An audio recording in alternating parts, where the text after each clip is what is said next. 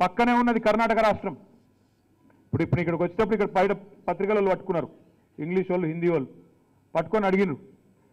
All India Congress committee అధ్యక్షుడు మల్లికార్జున్ ఖార్గే గారు అంటుండ్రు, తెలంగాణలో కాంగ్రెస్ వచ్చేసింది అయిపోయింది, ఇక మాకు మోక దొరికింది అని అంటున్నారు. మరి మీరేమంటారని అడిగారు. నేను ఒకటే చెప్పిన వాళ్ళకు, ఖార్గే గారు మీ సొంత రాష్ట్రం కర్ణాటక, ఖార్గే సాబ్ది సొంత రాష్ట్రం కర్ణాటక. ఇలా కర్ణాటకలో గిట్లనే వీళ్ళు చేసిన వేషాలకు, వీళ్ళు చెప్పిన మాటలకు పడిపోయి ఆడ అవకాశం ఇచ్చిర్రు.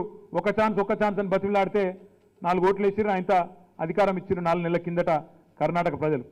ఇవాళ కర్ణాటక ప్రజలు తప్పు చేసి పొరపాటున వాళ్ళకు అవకాశం ఇచ్చిన తర్వాత ఇలా వాళ్ళ చెంపలు వాళ్ళే వేసుకుంటాను.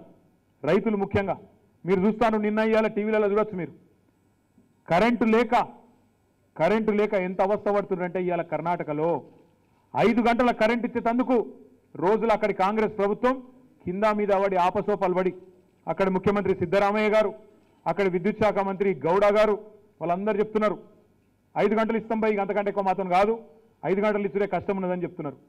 రైతులకు వశపడక పంటలు ఎండిపోతుంటే, చెర్లు ఎండిపోతుంటే అందులోకెళ్ళి మొసళ్ళు బయటకు వస్తున్నాయట.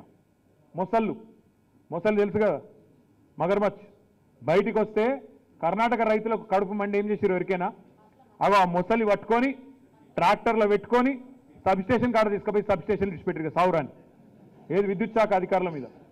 గిట్లున్నది కర్ణాటక. అంటే ఖార్గే గారి సొంత రాష్ట్రం, ఆల్ ఇండియా కాంగ్రెస్ కమిటీ అధ్యక్షుడు ఖార్గే గారి సొంత రాష్ట్రంలోనే ప్రజలు రైతులు ఇవాళ చెంపలేసుకుంటారు. వామ్మో వీళ్ళకి అధికారం ఇచ్చి ఎంత తప్పు చేస్తుందిరా దేవుడా అని.